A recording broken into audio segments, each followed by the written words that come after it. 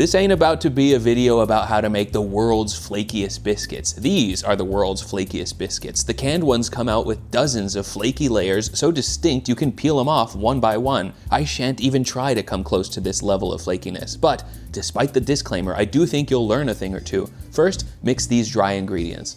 Self-rising flour plus some extra leavening and a little sugar. A southern grandma would add cubes of cold butter to this flour and then use a pastry blender to cut the fat into tiny flakes.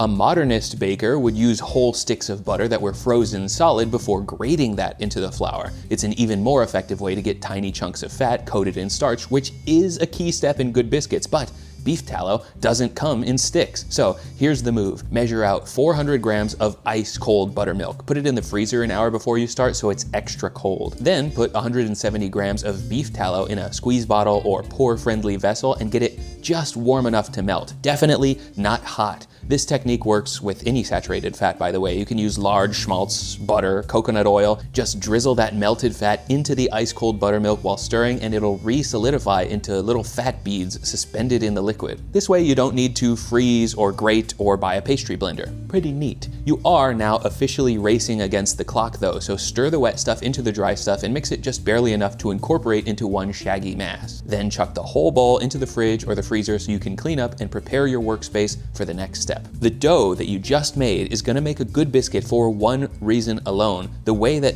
tiny pieces of fat are separated and individually coated in flour is the defining characteristic of a good biscuit. If at any point the fat gets warm enough to melt into the flour before baking, it's game over. You want everything to be really cold all the way up until it goes into the oven, and then you can blast it with heat as fast as you can for a good rise. So I take this time to clean up, get my rolling pin ready, pull out a sharp knife, and prep a sheet pan with parchment paper, all while the dough sits in the fridge. Whenever I feel confident in my ability to work quickly, I can scoop the dough out onto a floured surface. Be gentle with it, and flour the top too. It's gonna be pretty sticky. Roll the dough out into a square that's about 3/4 of an inch thick. If you do care about maximum flakage, this is also the stage at which you could laminate the dough by folding it onto itself, but I say first timers don't need to worry about that. I only do it if I feel like the dough isn't holding together well enough, since it's gentler than kneading. I can now flour my knife and cut the square into 9 smaller squares. You could use a round biscuit cutter, but I like square ones. There's pros and cons to either option. Squares have less waste, but if you don't trim the edges off, they will puff up wonkily.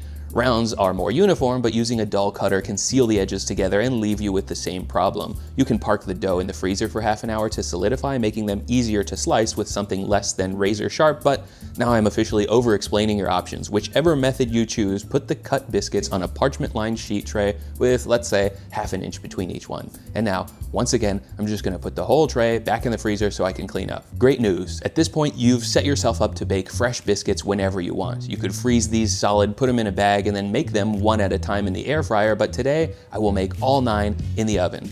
400 degrees is what the original recipe called for, but remember that I want them to go from as cold as possible to as hot as possible, so I'm cranking the oven to 450 and turning the convection on. I will not take the biscuits out of the freezer until the oven's been fully preheated for at least 10 minutes. You can make an egg wash while you wait. Beat 1 egg yolk into a tablespoon of water. Without this, things won't turn gold up top. Verify the oven's thoroughly hot, take the biscuits out, brush the egg wash over each one, and pop them in. This is gonna take about 15 minutes, but you should go based on looks. Rotate the tray 8 minutes in, and then check in every couple of minutes. Don't be afraid to take the tops into dark brown territory. There's so much fat they're not gonna dry out. These come out with the exact texture that I want when pairing biscuits with gravy. The tallow flavor is a nice change from your typical butter, and if you've got smoked tallow from brisket trimmings, even better. The final product is fluffy, tender, smelling vaguely of beef, all qualities that have gotten me very far in life. Give them a try.